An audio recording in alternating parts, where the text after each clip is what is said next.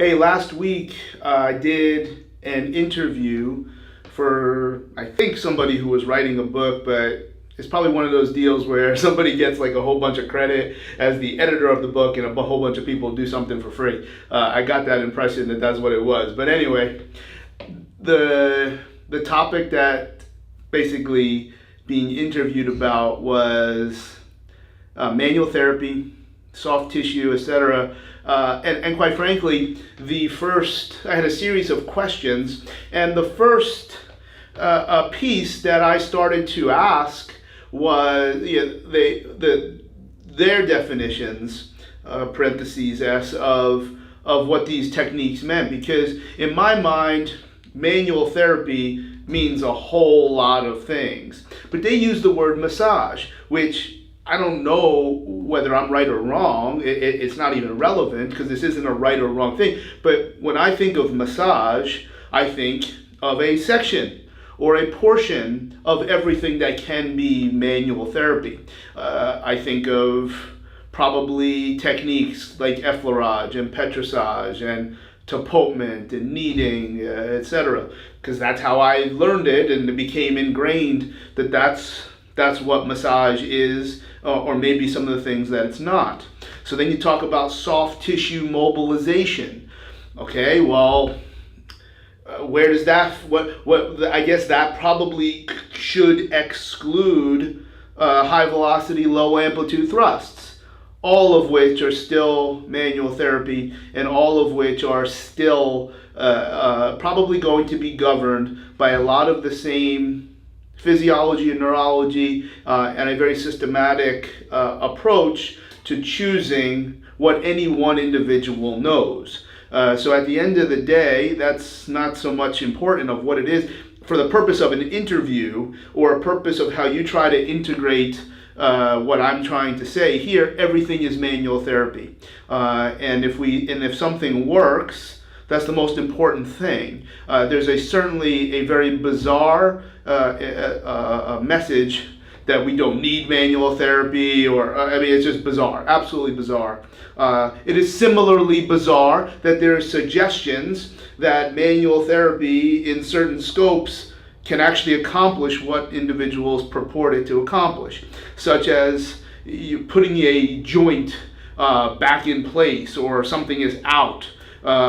Completely ludicrous. I would welcome those people to unfortunately go through something that is dislocated. That's something that's out, and conservative manual therapy may not be the answer, aside from a qualified individual putting a shoulder back into place. I'm not sure that's something that's in this conversation.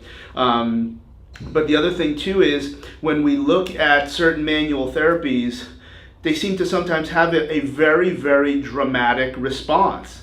And anybody that suggests that that didn't happen, or downgrade, the importance or the relevance or even the validity of that actually happening, is also bizarre and unfortunate. So at no point is there a suggestion that if somebody is claiming a result, really the only angle for me to go down would be to basically call that person a liar. No, their shoulder didn't move more.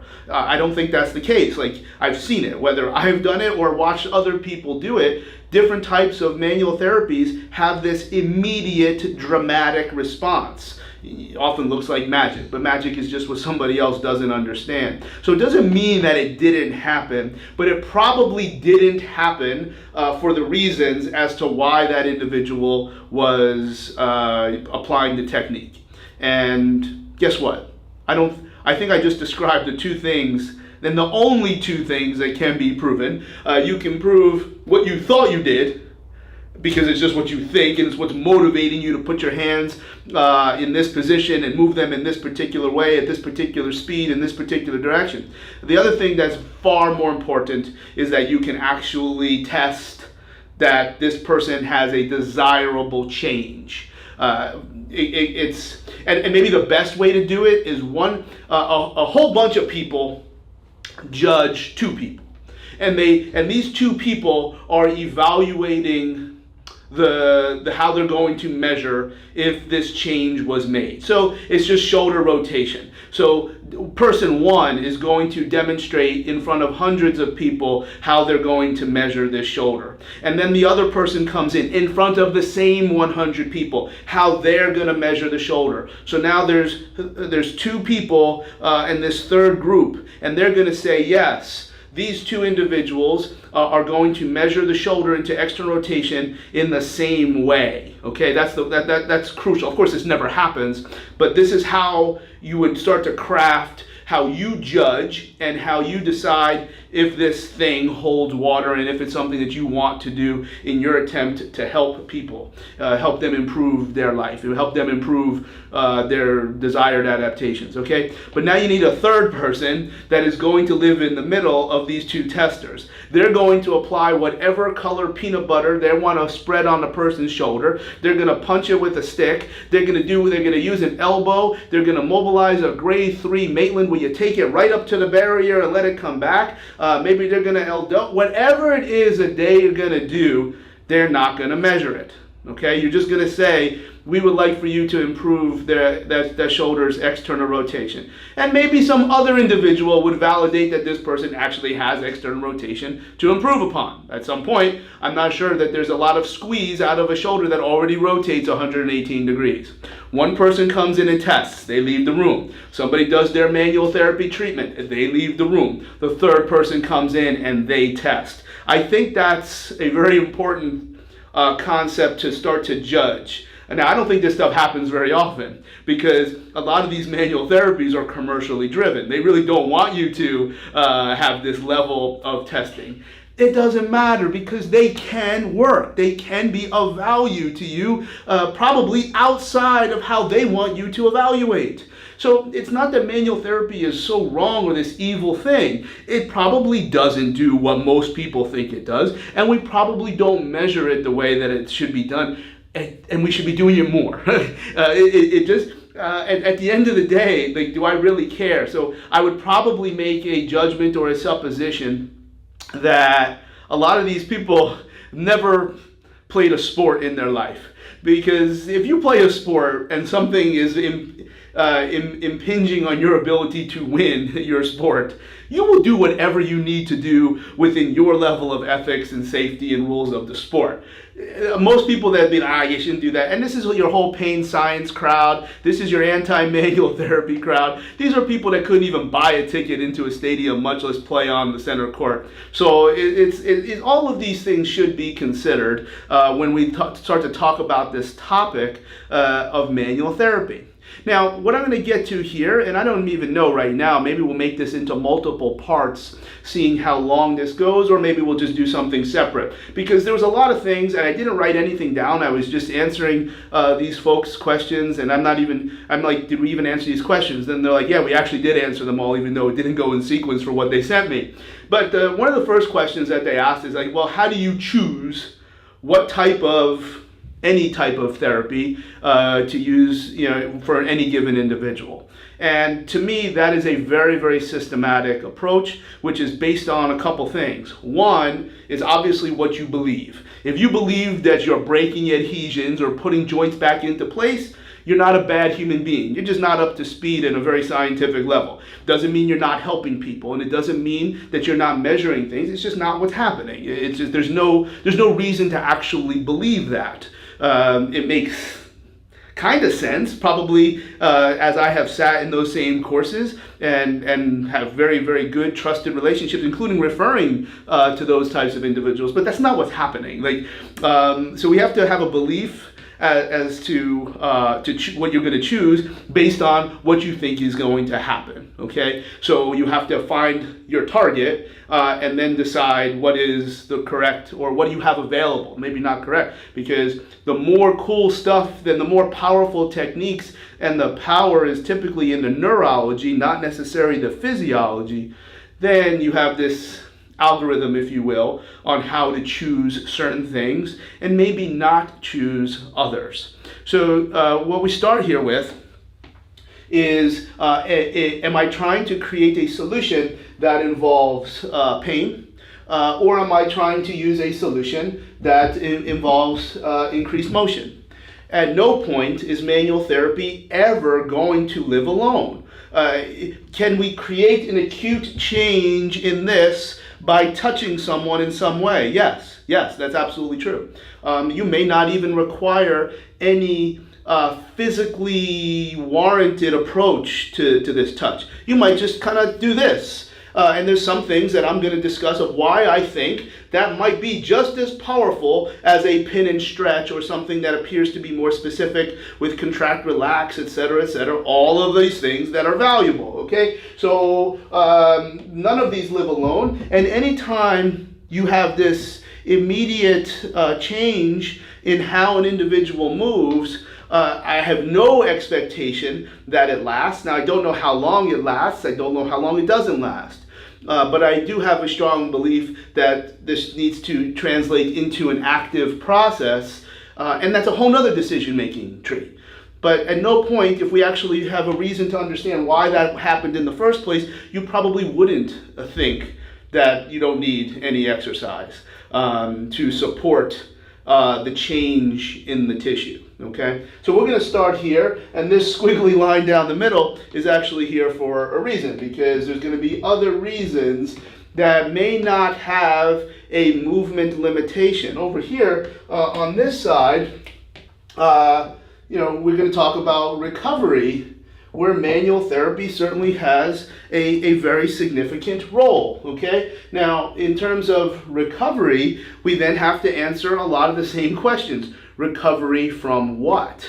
And what component of recovery are you going to measure? And if you're not going to measure, what at least is your assumption? Where if you have strong belief and strong evidence, whatever standard of evidence that you care about, remember, that's all this is about. You never need to use someone else's standards. You do your own thing. I'm just up here talking, okay? Now, when it comes to recovery, if you see that person X, has thousands and thousands of times did technique Y and something desirable happened, okay, well, you're going to use that level of standard. You're not going to measure it yourself. Everybody's different. I tend to think, and because you can't really prove anything that's happening, then I do think we should always be looking to measure something on our own. The fact is that you can't. I think at this level, you can measure things. At this level, there's probably less that you can measure, okay? So let's start by talking about if you do your keen movement evaluation and at some point pain is associated. Now, a whole nother discussion, whole nother topic. The fact of the matter is that manual therapy can be clearly used to change pain, okay? At the same time, if joints are not achieving the level of motion that that you decide they ideally need to. What are the positions of your next steps, whether it's ADLs, whether it's walking out to the car and turning on the ignition, or high levels of training. Can joints get into the right positions to absorb and adapt to stress? We know that sometimes that limitation of motion can be a motor limitation, which means the joints can get into the right positions to absorb and adapt to stress. They just don't do it all the time. We kind of think that's weird, all right? And then over here, you have a frank mobility limitation, where under almost every circumstance that we find that this person performs in the same way, okay? So if somebody has a stiff elbow into flexion, my arms are not small, but this is not this is not only a soft tissue approximation. My elbows do not God didn't give me elbows to bend, or the choices that I have made in my years have selectively limited the motion into flexion. Who knows? I don't remember. So when we further levels of testing, which will then help us understand when we look at this, when you look at my elbow, where do I feel it? Well, I feel a lot of it in here. I feel it kind of on the side. So when you have the joint that closes here and opens here, you will hopefully have some kind of name of a commercial model that in your brain going to your hands and how they move, you think you're targeting the joint. Okay? And if you felt it more here through the triceps, the anconeus, the lats, etc., I'm going to call that myofascial. And the reason I'm going to call it myofascial is because I have no idea or how anybody would suggest that they are affecting a muscle and not the fascia. I have no idea how somebody would say they're affecting the fascia and not the muscle. I have no idea how someone would touch another person and say, I'm not affecting the skin, okay? Or whatever layer of fat is underneath the skin, or then the dermis, or then the superficial fascia, and then the muscle, and then the profundus, and then any of the periosteum that probably does have some movement. If a bone can bruise, then the bone is susceptible to whatever depth that you might be achieving with your manual therapy. So I don't think I don't think there's a way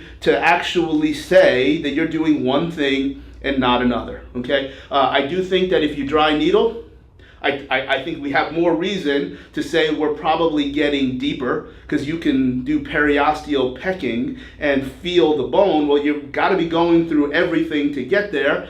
But when you're going through everything, how can you possibly say that you're affecting one structure? This is affecting the fascia. What I will use as a category where if somebody else tells me, because remember, I'm not calling them a liar, and I know the technique can have value, if we're going to use something where the joint opens.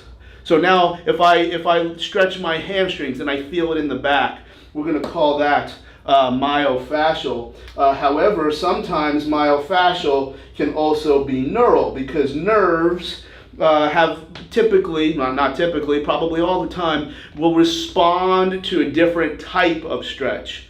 If we look at the stress-strain curve of a nerve, it will likely have a much different range. It'll have a different curve of what that looks like than a muscle or a fascia. Nerves just like to get long and come back, long and come back, get in and get out, get in and get out. Whereas other tissues, not nerves, will take more time under tension to create a response. And then there's a third group that probably explains why a lot of these work, and the NL stands for neurolocked. Neurolocked still looks like the same across a number of different positions. However, when you have techniques that work immediately, I have seen people dig their thumb into someone's back of their shoulder. Let's say they think it's the infraspinatus, and then they reach and then turn their thumb down. I have seen, oh my God, my shoulder feels great. They measure and their strength is improved and lots of really good things happen. Well, I refuse to believe that in a few seconds or a few passes of said technique, all of a sudden, that you actually did something to the tissue. You definitely did something to the brain. You definitely created a cheap term. You created a sensory motor experience. So anything that happens fast, and you're going to see why I drew this orange line like this,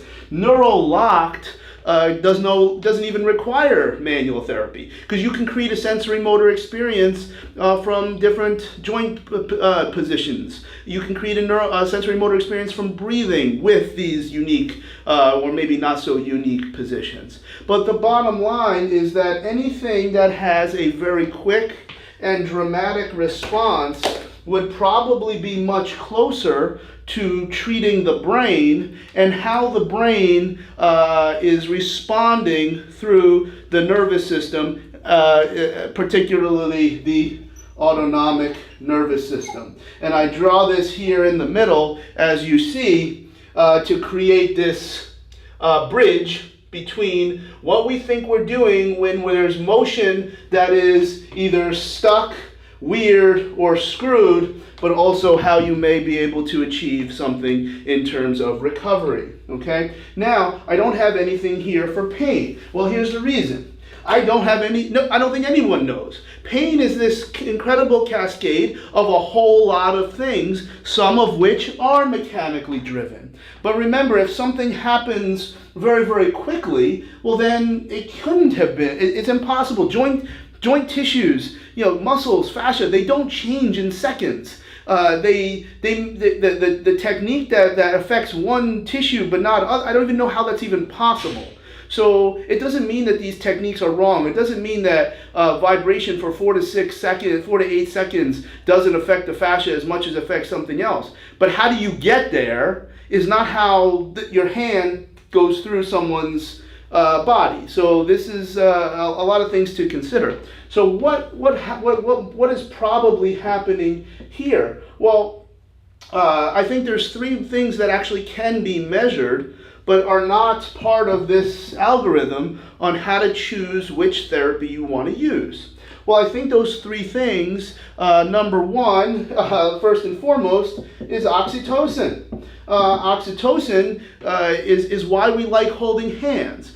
It's why we like kissing. It's why foot massages feel really good. They're just all random forms of touch. And if we can then superimpose some type of anatomical reason, you might have more reasons to be correct. But ultimately, if you touch and you enjoy that because you've now released oxytocin, your body will now have some sense of, probably closer to the right word is safety, which will track us back to the autonomic nervous system. But ultimately, that's what this substance can deliver. So it's why we like holding hands, or maybe why certain romantic processes involve certain areas that have the highest level of representation in the brain. Your hands, your feet, your face, and your private areas have the largest representation. It's why they respond to touch and this emission of oxytocin. Furthermore, something very similar is serotonin. And then when we add it's very similar, but not only dedicated to touch. But the one other substance, a neurotransmitter, that is part of this reason as to why any kind of touch can be useful for pain is to appreciate that if the person believes that this is going to happen, and they have, because whether they were right or wrong, see, that's what doesn't matter. This is like what patient beliefs, and we should be educating them. They came to you for help. You actually have hard science to demonstrate when you touch them and they feel better, and then all of a sudden they now have this release of dopamine. And obviously, manual therapy is not the only way to release dopamine.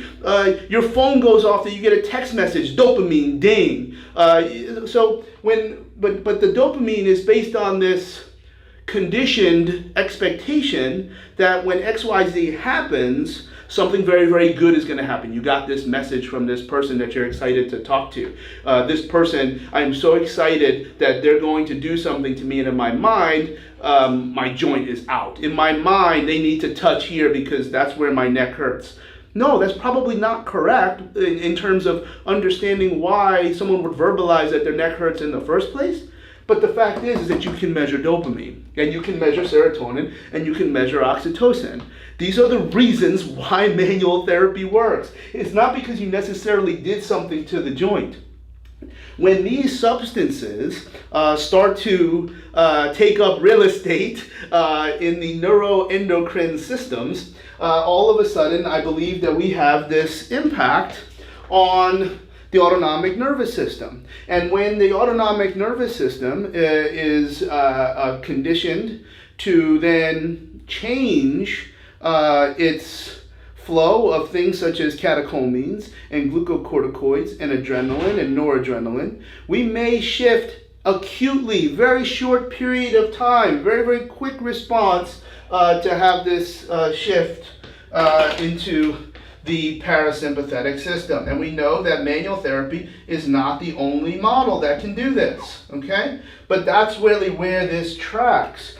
But now if we don't do something that continues to lend to that shift, then I have no reason to believe that any of this stuff will work. So if we do not apply some type of physiological training, whether it be proper levels of work capacity, because probably how we got to limited levels of this and adaptations, even if it was just acutely through this, was in my mind acidosis, hypoxia, and significant thermal changes. So if those things were under recovered, aka we're going to get over here now, is how you have this buildup of this, creating this. And remind me, this is just what I believe. If I'm wrong, trust me, I have a pretty good chance that if I think I'm going to crack your neck, I expect it to feel better and I expect it to move better. If I'm wrong, I won't be wrong about that most of the time, and neither will your clinician. I don't understand how there's this challenge towards this type of process when, of course, you don't hear a lot of people talking about this, and you don't hear a lot of people saying you never really did anything to the joint. If I'm going to give you a grade 4 Maitland, or if I'm going to give you ART, or if I'm going to give you muscle energy technique, all of these things that really, really work, you can't possibly be doing something here, because those tissues, the collagen, the elastin, the reticulin, they don't respond in seconds, but your brain does by releasing these things, which then affect this, but I don't expect it to last unless we put something on top of that. Now, when we talk about recovery, when we look at not feeling good, we can go right to here, and that's why different manual therapies work. It could be from go back to massage, where I just need a pump, I just need a flush. You're not flushing anything. Maybe you flushed the toilet when you went to the bathroom. Hopefully you did. But all you're doing is creating environments here that drive this, which again can be measured. You can measure it through cheap ways, you can measure it through high-tech ways, but you can be objective as long as the tech is reliable. Then you have to be valid. It just has to be reliable. But something else to consider here is like when you identify what you're recovering from. Are you recovering from the normal and natural costs to the training process of hypoxia, of acidosis, and of increased thermal temperature? Yeah, that probably tracks to the autonomic nervous system, at least in my mind. But you could also be tracking creatine kinase. So when you have muscle damage, whether it's from injury or not, there is significant evidence that touch will decrease serum levels of creatine kinase. And you know what? Send me the research. How about you look it up too? Like that, it doesn't matter to me. Like, okay, but this is maybe a suggestion as to why some people believe that compression garments are good for recovery. Well, they might be if this is what you're targeting and this is what you're measuring. If you're recovering from something different, it may appear that compression garments do nothing. So the research that shows creatine kinase as a result of decreasing, as a result of deep pressure, is not hard to find. So we now have another reason to use our manual therapy, which maybe doesn't qualify as pain, which doesn't qualify in a chronic joint limitation, but will allow performance to return quicker. So now when we're in recovery, what we really need to be looking at is this, where we have this shock, and then we have recovery, and then we have supercompensation, so we can come back the next day. Now, if I can create this process, the shock is the same, but our resistance is a little bit quicker, and I didn't get to a higher level. This is the same level, but we got there quicker, so we can begin another cycle, if you will, of adaptation, which can happen over microcycle, macrocycle, however long you want to stretch this out. So the value of manual therapy for the purpose of creating an expedience in this training process, training and recovery, T equals R. Why do you know? To that point, I might tell you that I don't think there's any difference in this basic thought process of recovery and rehab. Maybe the only difference is between recovery and rehab is whether there's a perception of pain or frank tissue failure.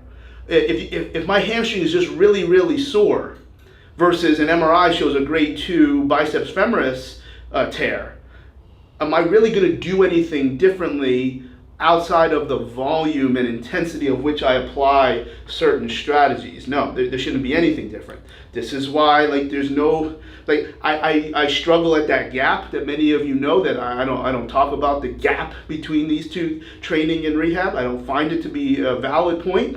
And it also shows how different team members can apply their strategies. I have said for a long time that I absolutely expect the training and fitness process to minimize injuries. I think that's what we're all after. This is what we're all chasing. Well, then what's my medical people going to do? Well, my medical people are usually really, really good at manual therapy, where my fitness people maybe aren't. So how about I take my injury guys, my injury staff, and turn them into recovery staff. I take my rehab and turn them into recovery, because they're not injuries, but they have a skill set, and they can just kind of change the scope on their weapon just a little bit, not to get them out of the hole quicker, but to get them into this resistance phase faster.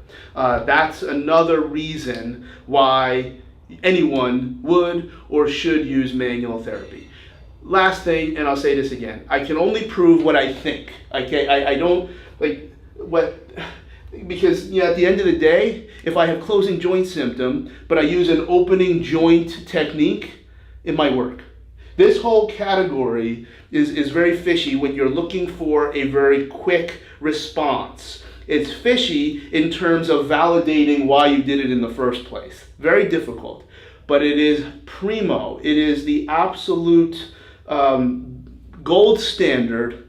Because when you can get someone to pain-free joint function, you get them into that training process as absolutely quickly as possible. And that's where your money is made. So if you can do manual therapy and get them out of this as quickly as possible and get them into a training process that's appropriate for their quality of joint tissue, the quality of their soft tissue, because you're going to just pick different choices that fill in another layer of gaps, okay? And clearly those gaps can further be minimized by training with areas that never had limitation to increase an ideal natural endocrine and hormonal system, to increase ideal immune system, to help this process as well, to train the heart, and your heart will work whether you got arms or legs, and have oxidative function of all general areas.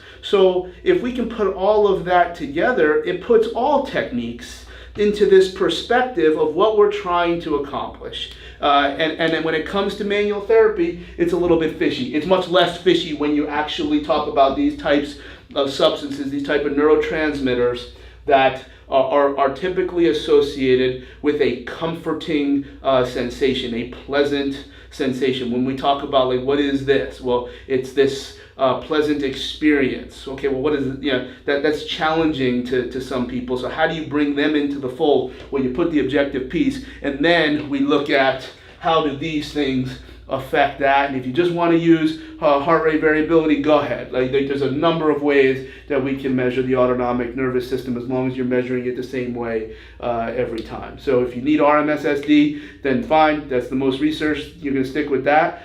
Let's look at it. So why don't you measure somebody before? You're going to do whatever type of therapy you use. You can measure joint function, which is not possible to zero in on any one thing, but then you're going to look at this. And then once you have that, then you can create the training environment to impact that as well, and maybe have less of a demand for manual therapy to get you out of the hole, and more need for manual therapy to help that recovery faster, so you can get more quality reps, more quality sets, more quality training sessions overall. I think that's really where manual therapy fits. Most people want to do manual therapy because they want to do manual therapy, and they want to be the one that helps you get off a table and be like, oh my God, my shoulder feels so much better. So that's all you need. That's a mistake. That's wrong. We have to be following up with an aggressive training process, because it was the training process that showed that they were not able to supercompensate from whatever cascade of load and stress that brought them to their shoulder to be jacked up in the first place. I hope that all makes sense. And if you ever tell anybody that look up in the tree and seen a leprechaun, say, yeah,